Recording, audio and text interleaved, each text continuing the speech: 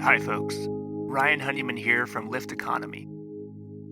Many folks have come to us over the last 10 years and asked, how do I get more involved in creating an economy that works for the benefit of all life?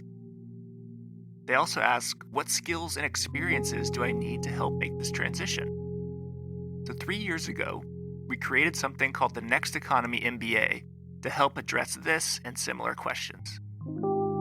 Lift Economy's Next Economy MBA is an online course that's designed for entrepreneurs, aspiring entrepreneurs, students, recent graduates, employees, and folks who want to learn more about transformational next economy strategies and businesses. Join the growing alumni network of nearly 250 alumni who've gone through this program and learned essential skills and hopefully built lifelong relationships for catalyzing businesses in the emergent and regenerative economy. So we encourage you to check out our course. You can go to lifteconomy.com/MBA. The next course, Cohort 7, starts on September 21st, 2021.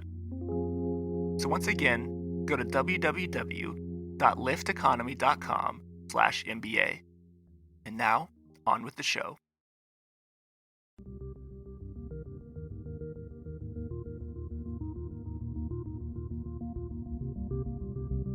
Welcome to Next Economy Now.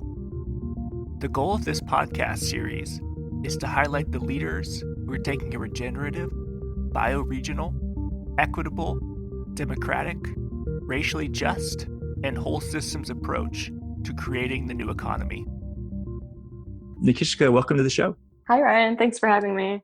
So the first question I'll ask is, tell us a little bit about your background. Where do you consider home and why?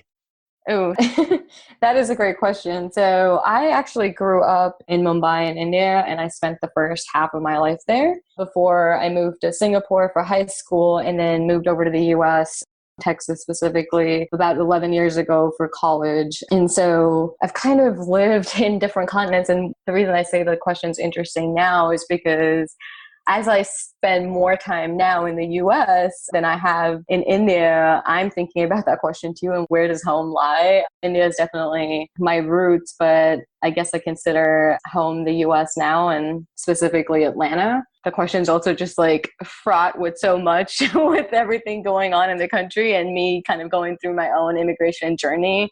I'm not a US citizen yet, so it's been a question I've been asking myself for the last 11 years. Where's home? So that's been part of my journey so far. And can you talk a little bit about the contrast between India, Singapore, and Texas? Yeah.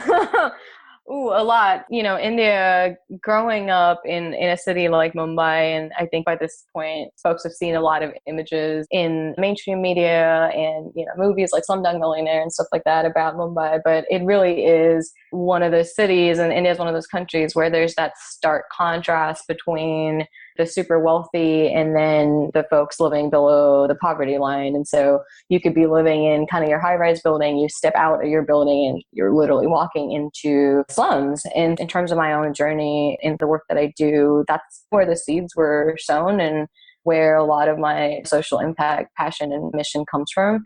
And Singapore was kind of just the exact opposite of that. If you think of Mumbai as, being super dense, one of the, top 10 mega cities in the world, to Singapore, which is a really small country. It's almost like a city country with a very different style of government. It's a democracy, but it's not a very open democracy, but very technologically advanced, very high quality of life for its citizens. So those two things kind of being that stark contrast in lifestyle and how we think about wealth and the wealth disparities that exist was interesting to have to come to terms with at that age. And then, of course, Texas was a whole other different ballgame. I went to school in Austin. Austin was like the little blue dot in a sea of red in Texas. And Austin was really, I think, where I kind of grew into my social justice, social impact leanings. And starting as a youth organizer, as a student organizer on campus, to kind of working with social enterprises now. Definitely a lot of stark contrast. And is your family still in India, or do you have parents or siblings out here? Yeah, my family is back home in India, so I make a trip there once a year to go see them. But after graduating college, that was kind of the decision-making point. Do I go back or do I stay here? At that point, I chose to stay here. And I was trying to think about my work and what I wanted to do after college. I mentioned earlier, I was a student organizer in college. I had started a nonprofit on our college campus that was focused on poverty alleviation. And throughout my college career, I kind of worked in this space. So I was a finance and economics major. I was doing a lot of research on microfinance. At that point, microfinance had just kind of blown up in the mainstream. Muhammad Yunus had just won his Nobel Peace Prize that year for it. It was a really hot topic, and I wanted to research and see for myself what the social impact of microfinance was like on a lot of these countries, and some of these countries being home, being India. And so, I would spend every summer in either India or Bangladesh working on the ground with microfinance institutions. And on one of these trips, I was in Bangladesh at that point, and I was working with the Grameen Bank. And we were in this village and working with the women, the wives of farmers, and helping them start their small micro businesses using microfinance. And one of the days when I was in the village, one of the farmers just kind of jokingly asked me when the Grameen Bank was going to do something about the floods, kind of sarcastically. And I asked him, I kind of prodded him a little bit more to talk about why he asked me that. And what he said kind of shifted how I was thinking about the kind of impact I want to have. So he said that all these loans and the investment you guys are making is great, but one flood comes and wipes us out. My wife's business is wiped out. My farm is wiped out. That really led me to think about climate change as kind of one of the umbrella issues that no matter what sector within social enterprise or impact investing that you fall in, climate change is one of these overarching issues that impacts everything, and especially communities that are marginalized feel the deepest impacts of climate change. And so at that point, being 18 and coming to this realization that, microfinance alone is not going to help communities pull themselves out of poverty. We're going to need to think about these issues from a more intersectional and whole systems lens. And then thinking about climate change, the biggest contributor to climate change, if we think about just countries, is the US. And so after I graduated, I decided to stay back here and work with a consulting company. I worked at Deloitte for 5 years. And at Deloitte, I was specifically focused on helping start our sustainability and social impact consulting. And so that really got me working on issues around greenhouse gas reduction in corporate supply chains, making that link between, unless that happens, a lot of the trends that we're seeing around global inequality is just going to continue to perpetuate and get worse. All of that kind of just led me to deciding to want to stay back here and make an impact in the US, because at that point, I felt like that was a way for me to have the most impact. In terms of your work at Deloitte, did you find that people were either internally at Deloitte or also the clients you worked with, were they authentically concerned about climate change, or was it more of PR, or what were your, what did you think? So there was a mix. There were a few client counterparts as VP of sustainability or whatever sustainability title they held that did feel very strongly about these issues and wanting to transform their businesses to help solve for some of these issues. I think if we look at the companies overall and the models that they had built over time in markets, it was harder to push for any kind of systems change within that framework. And some of them were looking at it from, there was a marketing and PR angle. Some of it was, let's just try to keep up with competition. And that was a huge trend that I saw. And this was 5, 6, 7 years ago at this point. I think a lot of that is starting to shift even more now. But I think back then there was, I think it was a mix. It was both the PR and marketing aspect of it, keeping up with competition. Also, really, the investment community at that point, with CDP, with the Carbon Disclosure Project, with the global investment community starting to ask questions around, are we pricing the risks that climate change carries with it into how we think about our capital making decisions? So it sounds like a mix of authentic and market-driven response to climate change, which I've talked about this with friends. It's I sometimes feel like people in the social responsibility, environmental movement feel like it has to be an authentic, deep realization in order to be meaningful. But sometimes it's if you're doing it for marketing and PR, but it's actually reducing climate emissions, then that's good, right? So that's interesting, right? And I do think generally, theoretically, yes, no matter what angle you're coming at it from, as long as you're making the impact, that's good enough. But I have seen, though, in this space, in this sustainability and kind of social impact space, how that could also be a negative. Are you familiar with the term predatory delay? I don't know if you've come across Just that. predatory lending, but not predatory delay. Yeah, I think the person that coined this term, and I might be, I don't know if he just references it or coined it, but his name is Alex Steffen, and he is a planetary futurist. He's coined this term predatory delay, and it's basically the blocking or kind of slowing down of change, systemic change that's needed in order to profit off of unjust systems in the meantime. So in this kind of social impact space, when we think about it as like, oh, well, the reason we're coming at it is marketing, but if we can make some impact, well, at least some impact is better than no impact. But I think it's especially dangerous when you think that some impact gives the status quo the perception that the issue is being worked on. It has the danger of lulling us into complacency. Like, yes, we're talking about social impact, so that's a thing we should celebrate. But really, the change that's needed is far more dramatic. And what we truly need is more kind of transformative change.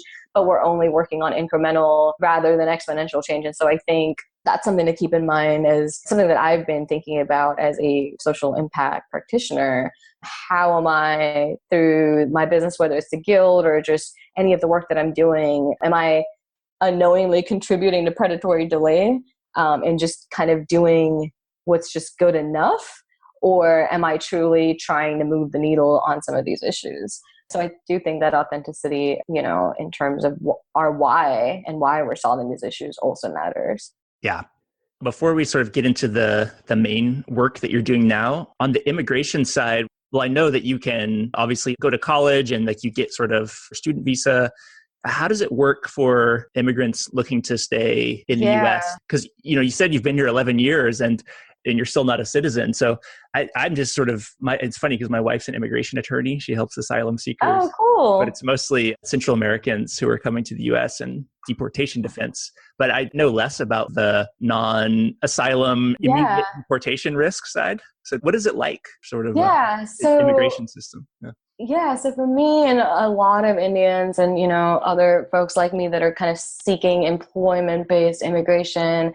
So, when I was a student, of course, we were on a student visa. And then when I graduated, I had to apply for a work visa, an H-1B. You might have seen that in the news lately, in the last year with the executive orders and changes that the administration is pushing for within the H-1B visa as well. So the H-1B basically allows you, as long as you're employed, your employer sponsors your visa, you can stay. But what most people don't understand is it's somewhat limiting. So for example, when I graduated, out of the 300-400 jobs that might have been available, recruiters coming on campus and recruiting students, out of maybe 300 or 400 of them, I was probably eligible for only like 5 to 10 of them, because it's only some of these larger multinational corporations that had the capacity and the funding to sponsor these visas for a lot of immigrant talent. I was one of the folks that got on one of those H-1B visas, and the immigration process from there, transitioning from that to kind of a green card and citizenship, is a very long road. And I, even after having been here almost 11 years, I'm finally now on my way towards getting a green card only because I married a U.S. citizen. Right. For example, like for India, is there a certain waiting list where if you were to wait on your own, it's like longer than, say, if you're from like Germany or something? Or like, how does that? Yeah, just because there's so many applicants from countries like India for the H-1B, especially in the STEM fields, but, even just otherwise. There's so many applicants right now at any given point, actually, in the immigration process. There's a backlog. If you're coming from a country like India, there's almost a backlog of 10 years. So even if you were to file for employment-based green card, say now, the chance of you getting it in the next even 5 to 6 years is pretty slim. You're looking at more like 10 to 12 years before you can get a green card and then become a citizen. It's a really long road. And, I understand why there's some caps around that, but, it can be frustrating when you're dealing with it and kind of now starting to identify with this as being home and the threat of, this might not be home anymore, always kind of looming over you can be stressful. And it's interesting because, my wife has been an immigration attorney, and like the Obama administration, very liberal in some ways, but on immigration, it wasn't necessarily Oh, very yeah. liberal, I Do you think notice that, like a big difference obviously there's a big difference with Trump, but I'm just kind of curious about like how the immigration landscape has maybe shifted for you over the last. yeah, I'll only talk about the immigration landscape from my perspective as somebody that was seeking employment-based immigration, or, that came in on a student visa, because there's complications, obviously worse complications if you're an asylum seeker. So I'll just talk about it from my perspective. But there is a difference because, yes, while it is true that the Obama administration, I think there's some statistic about how the administration was responsible for the most deportations, if I'm not wrong. And the immigration process has always been tough. But I think what's different now is the uncertainty and super rash decisions that are being made at a federal level, right?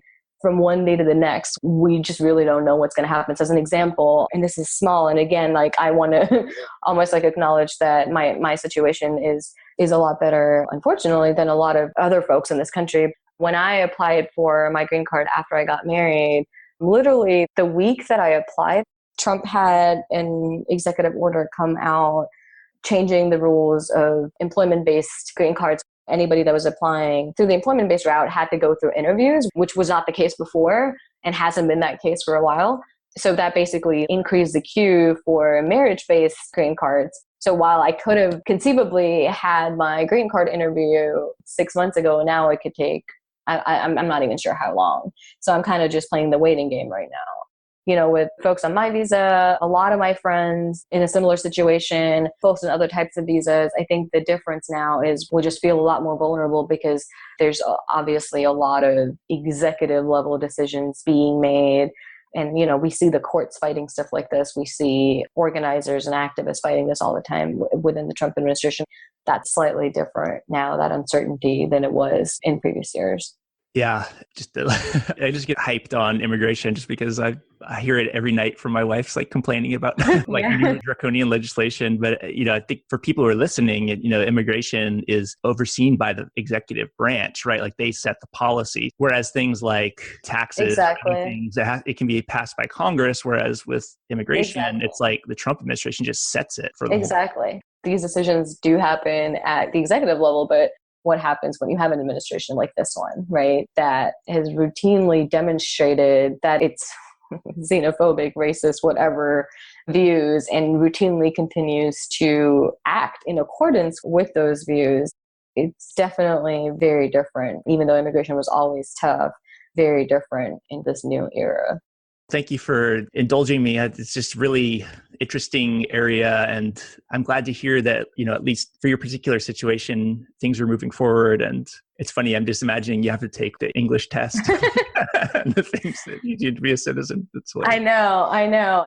So like shifting into this idea of the Guild is also one of our investees from the Force for Good Fund. So like, how did you eventually come from, climate change, social equity, these sort of ideas that have been germinating in your mind? How did you start to think about real estate and like co-living and gentrification and displacement of communities of color and low-income residents? How did that all start to come together for you? When I was in college as a student at UT in Austin, I actually lived in a student-run cooperative. So that was my first introduction to this idea of cooperative living in America, at least. There's versions of this that exist in Asia, but that student-run co-op was the first place where, I made the closest friends. We traveled abroad together. We worked on organizing in college, any social issues. We organized together, and we ran this large house. There was 120 of us, and all of the decisions for our cooperative were made democratically. And, that was my first introduction to cooperative living. From there, after I graduated, I worked in Silicon Valley for a while I was still at Deloitte, and just living there and being exposed to these hacker houses where, they have developers and UX designers and stuff living together in one house and incubating a startup.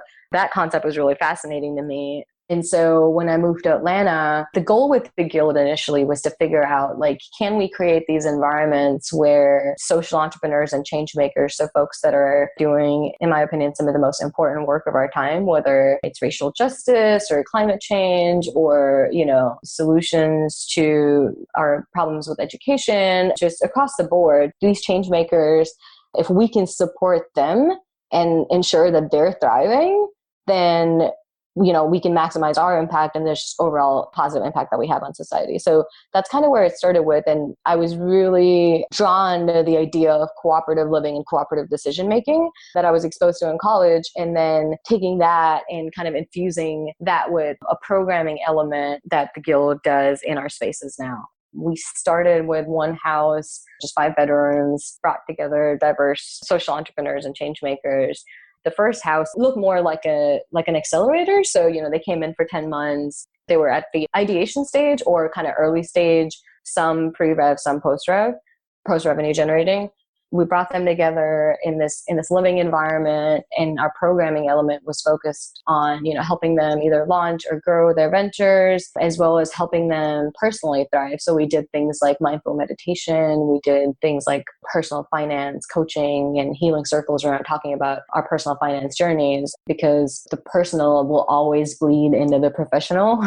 And so how do we kind of ensure that these change makers, and we specifically had a focus on change makers from underrepresented backgrounds. So a lot of those change makers in a city like Atlanta, that looks like everything from Black youth organizers to entrepreneurs to artists and other types of activists and folks that are from underrepresented or marginalized backgrounds. There is almost a cumulative effect that all of these systems have had. And so how do we, one by one, approach them from that holistic lens? We saw a lot of benefits come out of that program. And now we've expanded and we're trying to bring this co-living concept to the rest of Atlanta. We have a new property coming up now, which obviously you guys know about. You guys have helped us by investing in us. So we're really excited about that. Yeah, maybe before going into a Waithu house, how did the original desire for you to say, I'm interested in real estate and co-living too, I'm going to start a business addressing that? Like that's a big jump, right? How did that happen for you? That is. And actually, I will say, I should clarify that the idea wasn't, I'm going to start with real estate. The idea was like, I just want to create these environments. And I wasn't even thinking about it from the real estate standpoint at that point. I was thinking about it from a programming standpoint. Before I started a business, I actually just bought a house. It was like my personal house that I was just experimenting with. Our first property was that 5-bedroom house that I referenced, was actually a house that I bought. I wasn't even thinking about it as kind of a real estate play. At that point, I was thinking about like, how do we create these environments where these change makers can thrive? And one of the issues in Atlanta, well, in a lot of cities, but in Atlanta also, is a lot of these change makers that are doing like the most important work to create these inclusive and equitable cities, they're also the change makers that are ironically being displaced because of the structural inequities in big development, right? I kind of fell into it and I'm still learning a lot about it. The idea started with me saying, hey, I want to create this space where diverse social entrepreneurs can come together, learn from each other, and have some kind of structured curriculum to learn and develop and grow together. Well, if we don't take care of equitable housing, then that pool of change makers that we're looking to serve are going to get less and less diverse and are going to look more middle class, white, or upper middle class folks that can actually afford to live in spaces like this. It became clear to me that if I didn't focus on the real estate aspect of it, that I might be detracting from the social impact that I want to have. Yeah. And what are some of the things that you've learned that are entrenched systems in real estate that are working against more equitable outcomes for marginalized communities? What does equity mean in the real estate space? What does equity mean from a community development standpoint? You guys have covered it very well on your podcast, these transform finance principles. I love Morgan's work in this space. And those principles in terms of risk and return, I'm seeing examples of how big development is working the exact opposite way.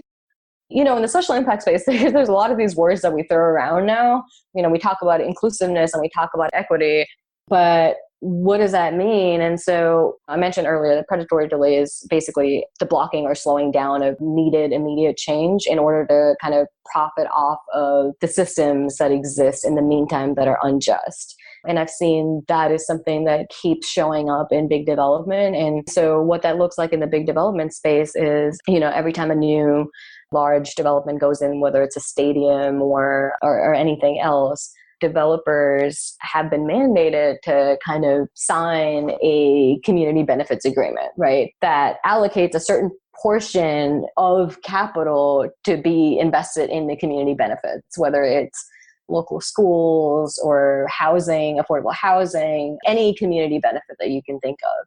And in a lot of cases, what was promised to communities when these developments go up are not what materializes. What communities are stuck with is kind of like a watered down, if any, version of a community benefits agreement. And I think that is an example of predatory delay, because when these stadiums do go up and they do launch, naturally you have property values going up around it and folks being displaced. That's something that I've seen time and time again. This is it's a story that's not new to Atlanta and not new to a lot of cities, where when development like this happens, community autonomy is like stripped away and a lot of the community benefits that were promised don't ever get delivered. How do we think about that when we think about even just our spaces, which are a lot smaller? There are a lot smaller developments that are going in. But if we're going into neighborhoods and are working with the neighborhoods, so we're trying to work with the residents and the communities that we're based in to create these strong entrepreneurial and change-making ecosystems, what that means is we're also going to naturally be creating value, and we are basically, the community that we're based in assumes some amount of risk, right, in terms of long-term unaffordability. So if we're in a neighborhood and we create this wonderful building that everyone wants to live in it, our programming is so valuable, you can see that the surrounding property values might go up. And so the community inherently fronts the risk of long-term unaffordability. And I think if we start thinking about real estate and development from that angle, then no matter what we do, whether it's good or, whether our intentions are good about it or not, there's some amount of risk that the community fronts. And so if we think about risk versus return on every real estate deal, well, it's not really the developers or it's not really the financiers that are fronting all that risk. It is the community that's fronting that risk, but that's not being priced into the development. And so just trying to think about what does that look like? And I don't necessarily have the answer for that right now, but trying to be mindful of that as we create this co-living company, because there's co-living as a concept, and you've seen this, based in Oakland, you've seen this take off, but it's growing, it's a trend. And I hate to call it a trend because it's something that has existed in different forms before Silicon Valley took a look at it. Cooperative housing societies have existed for a long time. But given that it is now a trend and we're seeing venture capital being directed at it, we're seeing real estate developers start to look at this model, because co-living is essentially when, you have some shared living spaces and then your own private spaces. So our properties look like everybody has their own kind of shared private suite, a micro apartment, and then there's shared communal spaces. And so you're able to essentially drive costs down based on that and create an upside. Now, how we think about that upside, I think, is super important, because is that something that is, an upside that the developer or the property owners kind of just take and extract out of that community? Or is that something that we can kind of rethink and look at that upside as something that can be reinvested back into the community, either through community programming, extending our programs that we do for our members to the broader community, and also as a potential kind of reserve or guard against unaffordability. So when prices go up, even 2 to 3 years from now, because that's how fast Atlanta is changing, when real estate prices go up even 2 to 3 years from now, having that reserve will prevent us from kind of passing on those costs to our members and just perpetuating the same thing. Since we started this podcast, Bay Area housing prices went up 4% or something. Oh, yeah. But when did y'all start the podcast? It's been only I think the community ownership, the engagement that ultimately leads to ownership seems to be the best potential outcome. And I know we've talked about this. We don't necessarily have the answers, but is there any sort of ideas that you're playing with in your community engagement? Is anything coming up with the folks you talk to that could be an interesting way to address that? I mean, on the community engagement side, we're still, especially with the new property, we're still kind of in the early stages. And I'm just trying to put my organizer hat on and not necessarily the entrepreneur hat on, and try to learn as much as possible. There's a few different ways to look at it. And like you said, we don't have all the answers yet, but there's a few different ways to look at it. So one, I'm playing with just how the guild we're a for-profit company, right? And we're an aspiring B Corp and all of that. But like, how do we think about our impact in thinking about our net profit too? So we're still in the pretty early stages of trying to figure all this out. But the strategy we're looking at is, a certain percentage of profits gets reinvested back into the community, either through community programming. So we do things like financial literacy, for example. Now, how do we make that accessible? And by accessible, I mean free to low-income community members that could benefit from that kind of programming and support. And so, a certain percentage of our profits being reinvested back into community programs like that, a certain percentage being reinvested back to guard against unaffordability in the future, and a certain percentage of the profits really going to not necessarily just nonprofits, but like just organizing groups. So either nonprofits or whatever form they take, there's two kind of organizing coalitions in Atlanta. There's a coalition for community benefits, and there's the Housing Justice League that are, I think, doing really important work around organizing residents to demand equity when development goes up like this. So trying to direct some profit there to support those initiatives.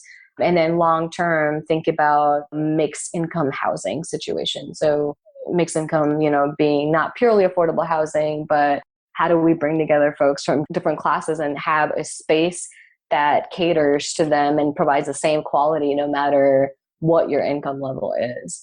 These are questions that I'm like, we're really going through now and really asking ourselves and trying to plug ourselves into any organizing movements that are already happening around equitable housing. Yeah. I just appreciate that you're thinking about these questions, because I think it's much easier for folks. This older economy model is just like, well, it makes a lot of money. Just get into real estate and drive up costs. So right. Just asking the questions, maybe that in the last few minutes here, there's a few questions that might help listeners. Is there anyone that you found or do you look to that's inspirational in this space, whether it's, new real estate models or community organizing, community engagement, just sort of thinking about this equity piece in neighborhoods? These might not be just like neighborhood specific stuff, but I did mention Morgan and the Transform Finance folks earlier, and I think that's important. I think the work that they're doing is important because we have to come at it from both angles. There's the community organizing, resident organizing piece, and then there's the capital piece of it. And I think the work that they're doing in the Transform Finance space, real estate being part of that industry, I think there's a lot to learn from there and how we think about equity and what's a fair return for investors and for the community that's in proportion to the risk that each of these stakeholders are fronting. So I'm really inspired by some of the conversations and work that's going on the investing side. And I hope that also, and I want to be part of, bringing that to specifically the real estate side as well, beyond just impact investing. The other folks that I'm really inspired by and looking to are the local young Black organizers that are fighting for community benefits on the ground every day. They're fighting for equitable development. I mentioned the Coalition for Community Benefits. They're local to Atlanta. ATL is ready, again, local to Atlanta, that are, in my opinion, really like if we can invest in them and kind of bolster and support the work that they're doing, I think the city has a fighting chance. But otherwise, a lot of what we love about Atlanta, including the diversity, is going to be lost. And that's just something that I fear. And so I'm kind of trying to look at how I invest my time and energy on both sides of the spectrum. So working with the organizers as well as working with kind of the investors and the developers. That's great. And I will give a quick shout out as well to one of our other investees from the Force for Good Fund, the East Bay Permanent Real Estate Cooperative. Oh, yes. I like that model. They're pretty cool too. So if folks are interested, ebprec.org is the website. It'll be linked in the show notes. In addition to the Guild, I think it's theguildatl.com, right? That's right. Yeah. What can folks who are listening do to support your work? How can they help you grow the next economy? Oh, that's a great question. I think it's really just helping support this work around equitable real estate development, because I think that impacts you no matter whether you realize it or not. Folks think, oh, you have to be a real estate developer or own property or be a real estate investor to have some kind of say in how these neighborhoods get shaped. But I'm I think just getting folks to rethink that and kind of flip the script on that and understand that there's collective power, even just as residents, right, to advocate for equitable development. And the support that we can ask for would be around both from a developer standpoint as well as residents that want to see these models in their communities, reach out to us and work with us. Any other resources where people can learn more about your work?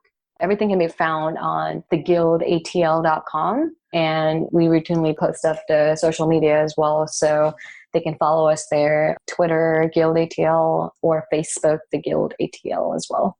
Well, thanks so much, Nikishka. It's been awesome. I really enjoyed getting multiple layers into your background. And so just really appreciate you being on the show. Next Economy Now is a production of Lift Economy. To listen to all of our episodes, go to lifteconomy.com/podcast. That's LIFT economy.com/podcast. You can also sign up for our monthly newsletter at lifteconomy.com/newsletter. Please also rate and review our podcast on iTunes, Spotify, Stitcher, or wherever you get your podcasts. Thanks for listening.